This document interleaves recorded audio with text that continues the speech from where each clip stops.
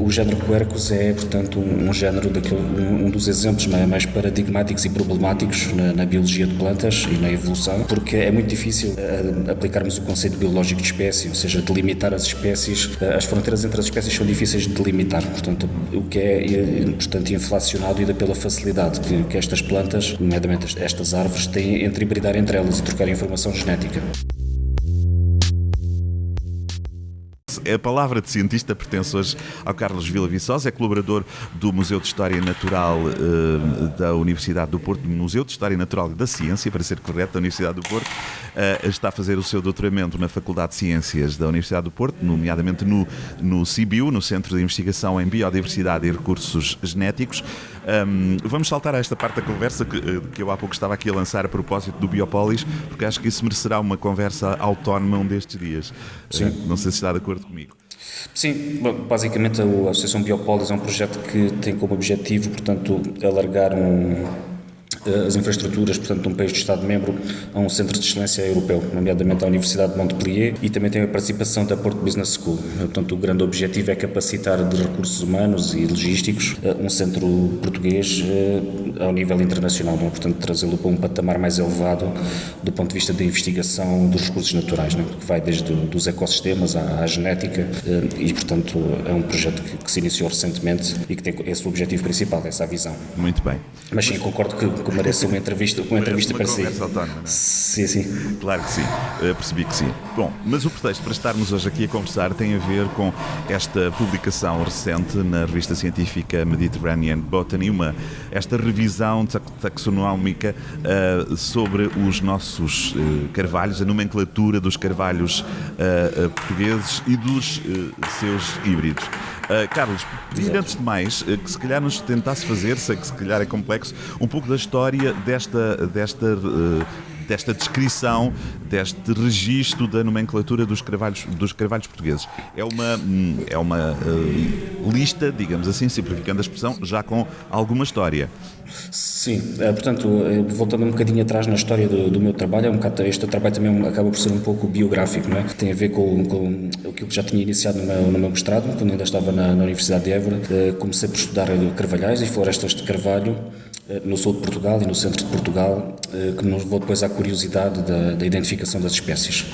E depois, como acabamos por estar num país que, por uma questão biogeográfica, é dominada por florestas de quercus, o género Quercus é, portanto, um género um dos exemplos mais paradigmáticos e problemáticos na biologia de plantas e na evolução, porque é muito difícil, portanto, aplicarmos o conceito biológico de espécie, ou seja, delimitar as espécies. As fronteiras entre as espécies são difíceis de delimitar, portanto, o que é, portanto, inflacionado ainda pela facilidade que estas plantas, nomeadamente estas árvores, têm entre hibridar entre elas e trocar informação genética, não é? O que depois confunde toda a parte morfológica, o nome que devemos aplicar a cada espécie e circunscrevê-la desde um ponto de vista, não é? Portanto, biogeográfico, e dizer que esta espécie tem uma distribuição X ou Y, para depois mais tarde lhe podermos aplicar, portanto, um critério, um grau de conservação, ou ser uma espécie que precisa de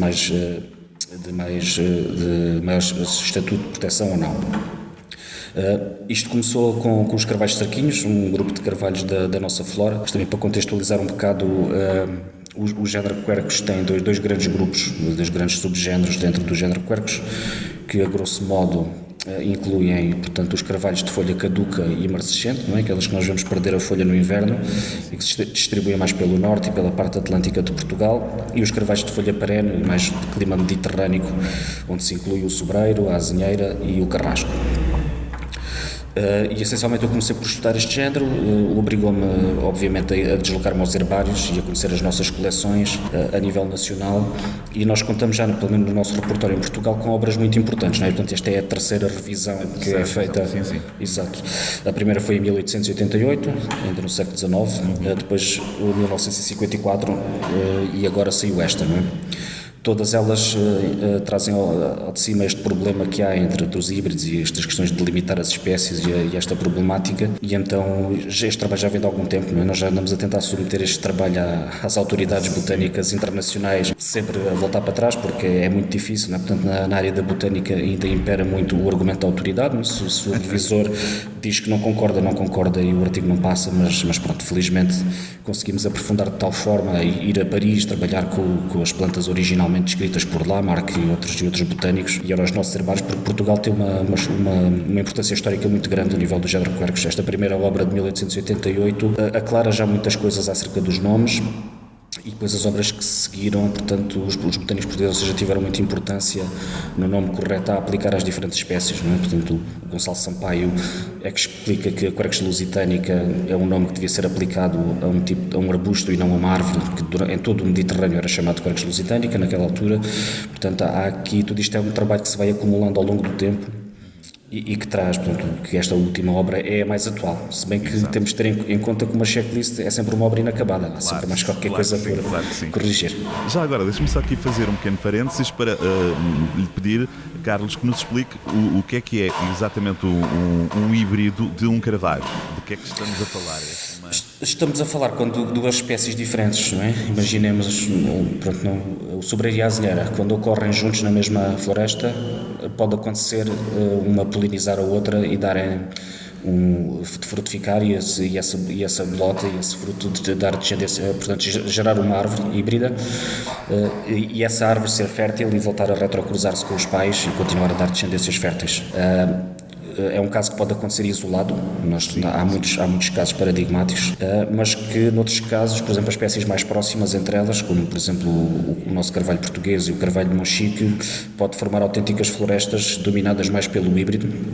Às vezes acabam por ter mais vigor do que os próprios parentais, e no caso do carvalho de Monchique é uma espécie criticamente em perigo e é uma espécie que está a perder a adequabilidade climática porque precisa de climas muito mais úmidos, acaba por poder vir a dar origem ao desaparecimento da espécie parental e à dominância do híbrido nessas massas florestais, o que vai fazer que eles Isto é um fenómeno que é às vezes pouco percepcionado até pela comunidade botânica. Às vezes é difícil explicar aos próprios botânicos como é que nós dizemos que aquela árvore tem, portanto, sangue, entre aspas, de duas espécies diferentes, e é isto que nós aclaramos com critérios morfológicos, como fizemos uma chave dicotómica que acho que funciona relativamente bem para conseguir identificar quer as espécies, quer a maioria dos híbridos, e pronto, deriva de muitos...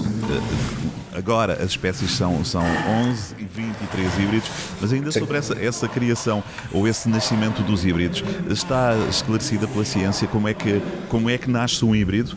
Tem a ver, obviamente, com questões de proximidade, imagino eu, não é? Mas percebe-se já claramente como é que aparece um híbrido? Sim, quer dizer, em plantas há sempre uma dicotomia entre o mundo animal e dos plantas, entre o reino animal e das plantas. Nas plantas isto é um fenómeno que se conhece já de longa data, portanto não é uma coisa transcendental. É difícil de percepcionar na altura quando trazemos este tipo de conhecimento para as pessoas, para os practitioners, né? Para as pessoas que usam este tipo de conhecimento na silvicultura, na agronomia, noutras áreas em que é preciso depois na prática chamar o nome a uma espécie. Torna-se mais difícil trazer isto para a prática comum, se bem que na biologia de plantas é sabido que as plantas hibridam e trocam informação entre elas, geram descendência fértil e para aplicar o conceito biológico de espécie, né, que diz que depois a descendência não é fértil, é muito difícil até para percebermos ao ponto de vista evolutivo e ao longo dos tempos, não é? Porque claro. Se pensarmos que estas espécies estiveram constantemente a hibridar entre elas, como é que elas se mantiveram como boas espécies em alguns casos? E isso acontece. Mas o facto de haver aqui 23 híbridos que vocês registaram agora nos carvalhos, só vamos em 11, isso significa que nos híbridos, no campo dos híbridos, há uma capacidade reprodutiva maior, são árvores mais resistentes, mais eficazes do ponto de vista da sua reprodução? Não, nós temos 11 espécies de carvalhos que são espécies autónomas. Sim. Entre essas espécies que nós temos no território português já se encontraram 23 híbridos entre elas, ou seja, as combinações todas possíveis e quase ou seja, agora é um género de procurar a baleia branca que já só faltam encontrar mais 2 ou 3, que faltam encontrar, por exemplo, o híbrido de carrasco com carvalho de Monchique, o híbrido de carrasco com Quercus lusitânica, quase que agora se pode quase tentar uma caçada aos híbridos em falta. Mas o que nós temos na prática são 11 árvores, 11 espécies diferentes propostas por nós. às quais se somam 23 híbridos que são resultado do cruzamento entre estas 11. Portanto, em termos de combinações possíveis, estas árvores já se conheciam da literatura e, aliás, existiam exemplares em herbário. E como tinha dito, pronto, nós tivemos que ir visitar, aqui o papel e o grande trabalho que nós tivemos foi ter que ir exatamente ao exemplar de herbário, confirmar que é híbrido, muitas vezes só com dados morfológicos, porque nem sempre conseguimos ir aos dados moleculares. E, portanto, depois dizer que este nome deste híbrido é prioritário perante o nome anterior, portanto, esta entra a parte mais complexa do estudo que nós fizemos, que acabamos por ter que ver árvores praticamente e exemplares de herbário do Mediterrâneo inteiro, para poder estipular qual é o nome prioritário e às vezes encontrar buracos e dar nomes novos a híbridos que já se conheciam. Isso é muito interessante, ou seja, há uma cadeia, esses buracos de que o Carlos Vila Viçosa fala, essa caça, essa cadeia faz sentido com esses elementos que ainda não estão detectados, mas que hão de ser detectados, senão a cadeia, utilizando esta expressão, não faria muito sentido, não é? Exatamente. Falta preencher isso. Ao longo, o Carlos Vila Viçosa falou há pouco da história desta classificação, que vem desde 1888, percebeu-me por aí, Exato.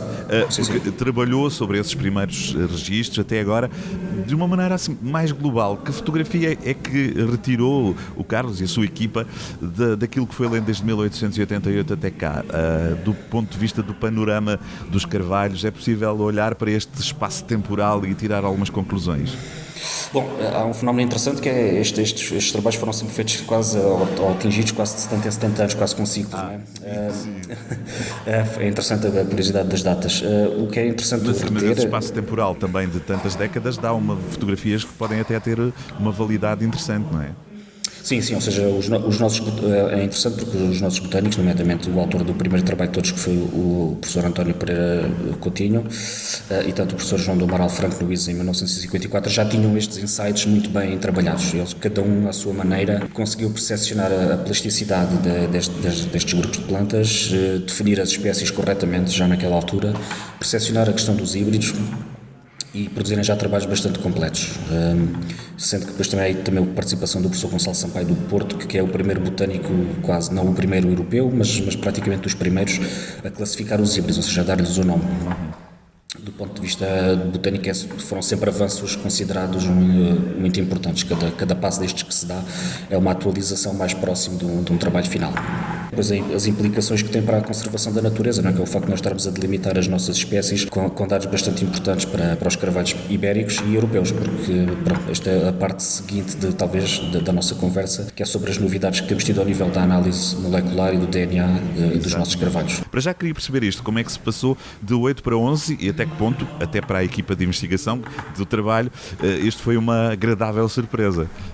Sim, portanto, nós dos dados moleculares só trabalhámos sobre um dos primeiros grupos que falei, não trabalhámos sobre as espécies perennifólias, pelo que na altura de propor as espécies, propor o número de espécies, ou seja, quando nós não temos o argumento da molecular, temos que entender que a delimitação de uma espécie é uma proposta, não é um decreto de lei, é uma proposta feita por um grupo de especialistas que analisam primeiramente características morfológicas da planta, depois adicionam-lhe argumentos também biogeográficos e ecológicos, o clima, o substrato, a litologia, os solos. Quando mudam a ecologia, então pode-se pensar que a espécie pode também ter mudado, só que depois esses dados convêm serem confrontados com dados de ADN portanto, dados filogenéticos em que as espécies são confrontadas umas com as outras, que foi o que nós fizemos só com o grupo das espécies, portanto, de folha caduca e marcescente, só com o grupo dos carvalhos caduca e marcescentes, que incluem, portanto, o carvalho português, o carvalho negral, que era o Quercus pirenaica, a carvalhiça, o Quercus lusitânica, o carvalho de Monchique, o Quercus canariensis, e depois ao nível daquilo que era o carvalho alvarinho, que é este carvalho que domina o noroeste peninsular e o norte de Portugal, o Porto e a zona de Jerez e a zona mais úmida e temperada, que foi aí que vieram as grandes surpresas.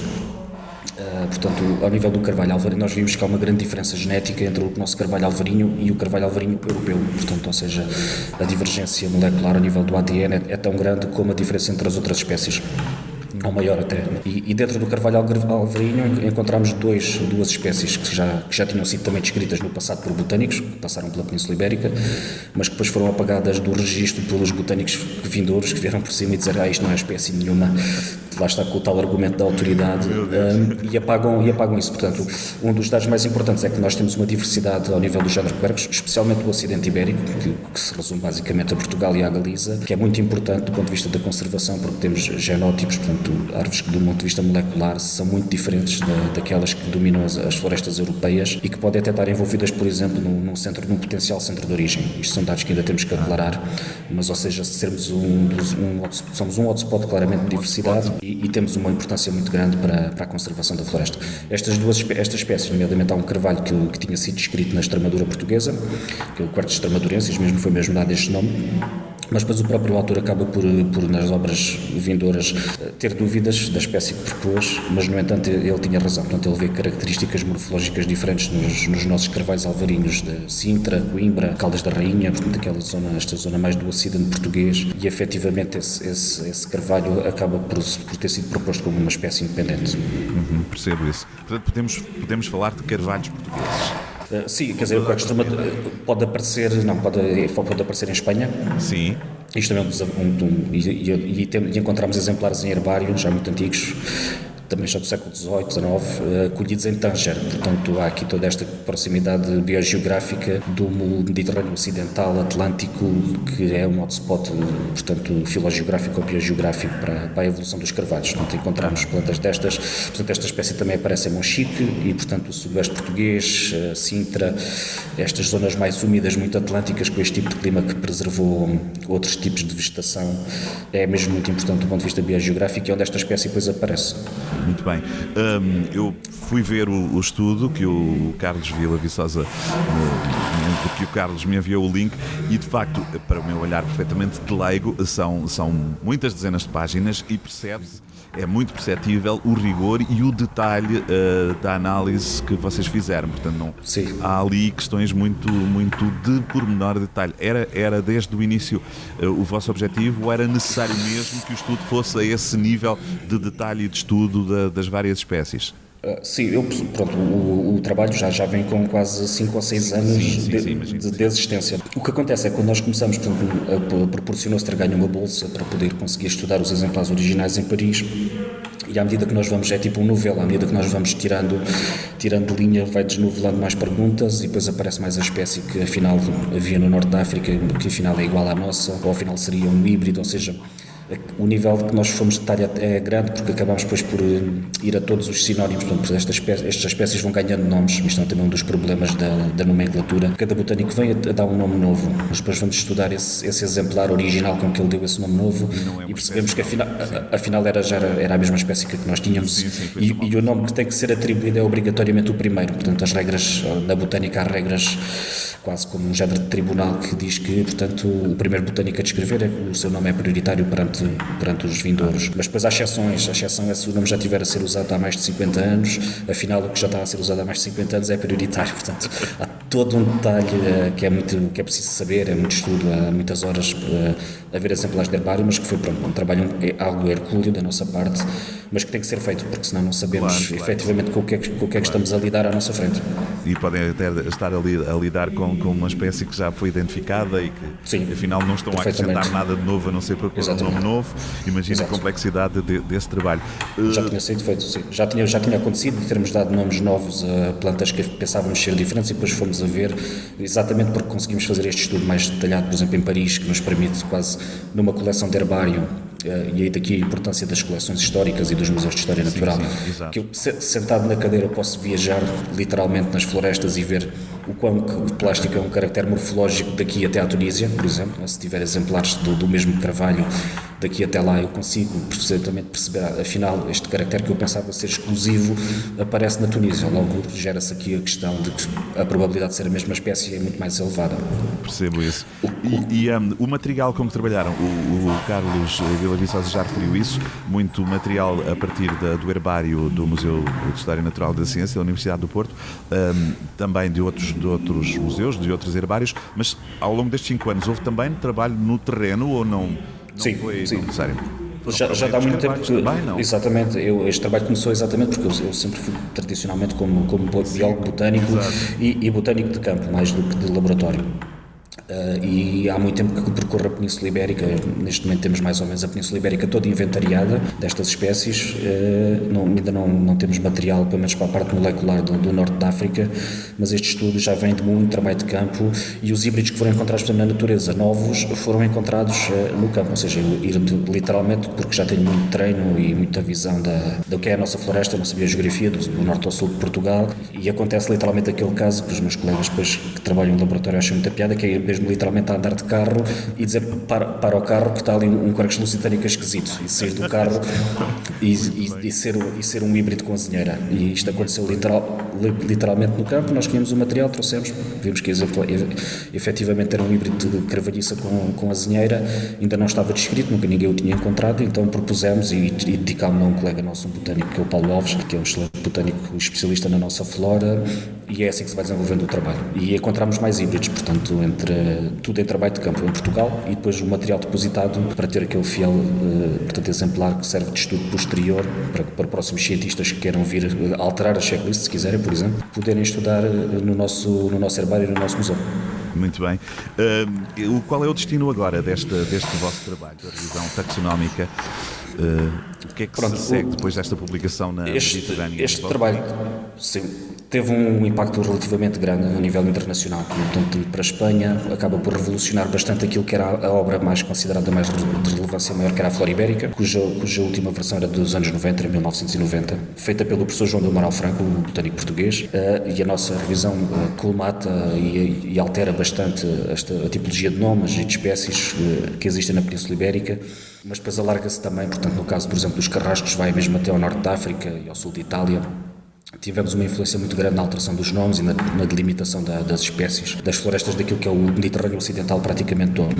O que aconteceu foi que, por exemplo, em Paris, quando fizemos esta revisão das espécies ibéricas, não nos ficámos por aqui e, portanto, eu, por curiosidade intelectual, acabei por ficar mais tempo e acabei por ver outras espécies do Mediterrâneo, e neste momento já temos também material de informação molecular dessas espécies e já estamos a trabalhar com as espécies que são, portanto, aparentadas das nossas no Mediterrâneo Oriental, ou seja, já estamos a chegar à Síria, ao Líbano, à Anatólia, ao Cáucaso e basicamente, praticamente até ao Irão, portanto, de espécies que estão relacionadas com nossas, e agora o próximo passo natural é acedermos a mais populações dessas espécies, um bocado varrer terreno e vir, portanto, construir outra vez a história evolutiva, que é aquilo que fizemos só com os ibéricos, ou seja, nós posicionámos os ibéricos nos europeus e conseguimos destacar uma componente ibérica muito forte, molecular e genética, nos carvalhos de folha caduca e marcescente, mas também já estamos a perceber que afinal eles têm primos aparentados, por exemplo, no Médio Oriente, e que agora falta saber como é que eles cá chegaram, quem é que são as espécies mais antigas,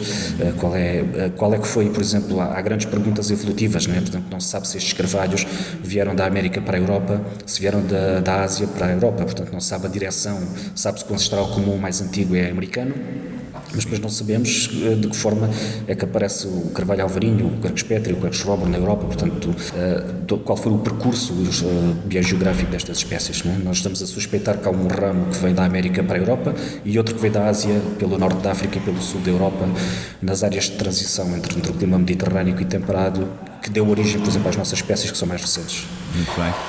Em relação a este número, ele está fechado no que diz, como já dissemos, com esta vossa revisão, as espécies de carvalhos da flora portuguesa passaram de 8 para 11, portanto há neste momento 11 referenciados. Este é um número que poderá estar fechado. Já percebi que em relação aos híbridos não, mas em relação a estas espécies poderemos passar de 11 para 12, para 13, por aí fora? Eu acho difícil que passemos para mais, porque até no caso dos carvalhos de folha perene, nós como não tínhamos os dados moleculares, ou seja, isto é como um conjunto de argumentos que se vão somando, faltando o argumento molecular, ficámos pelo argumento dos botânicos. Os botânicos têm mais tendência para serem splitters, ou seja, dividirem as espécies, mas é o melhor argumento que temos e é aquilo que nós temos que fiar, por respeito ao trabalho dos botânicos.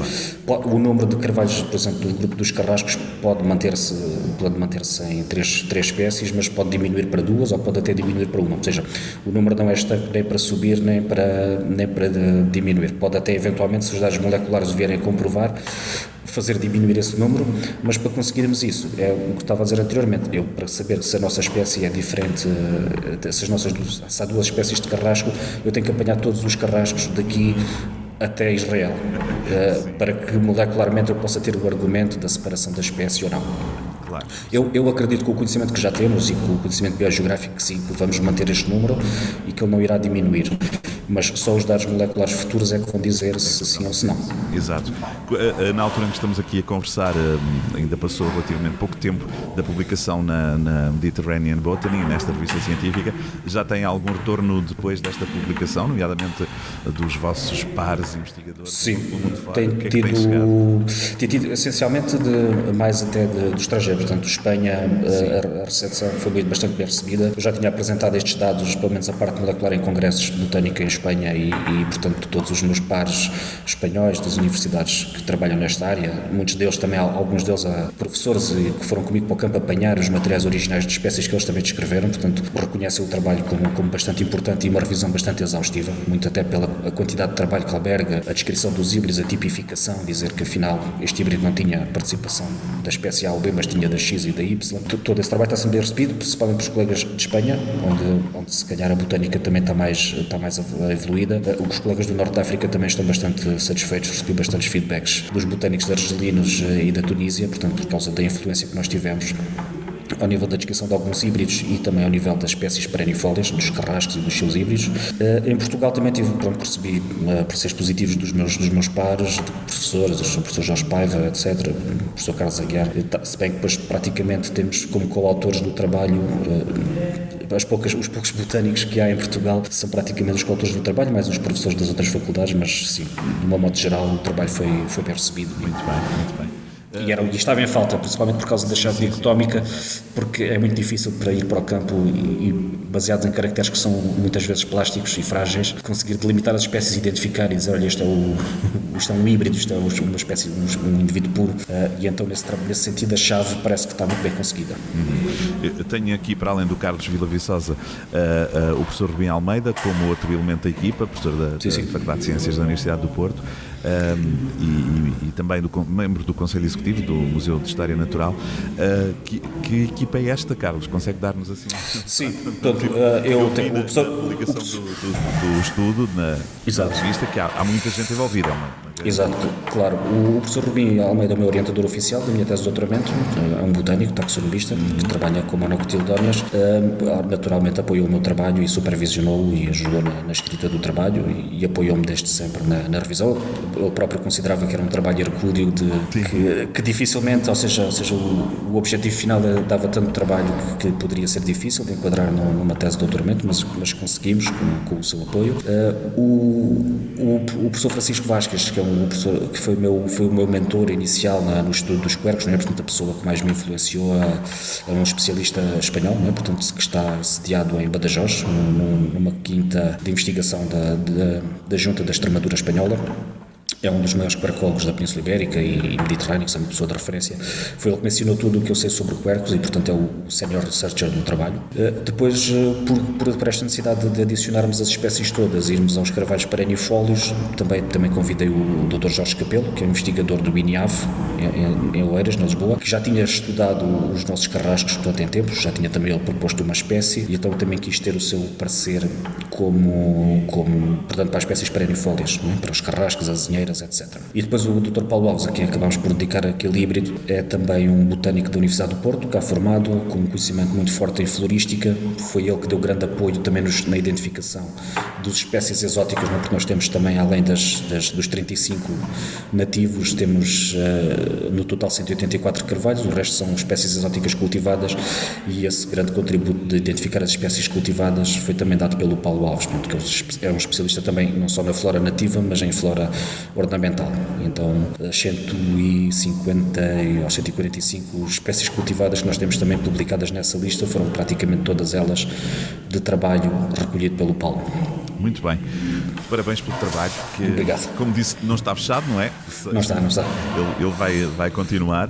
E Vai depender. já agora, só para terminar, esta publicação ou este estudo, esta nova classificação está disponível publicamente para quem queira Sim, consultar. Qual é o link mais direto para lá chegar? É o da revista Mediterranean Botany, no apartado Online First, porque este artigo vai ser publicado oficialmente em 2023, no volume oficial número 44 da revista.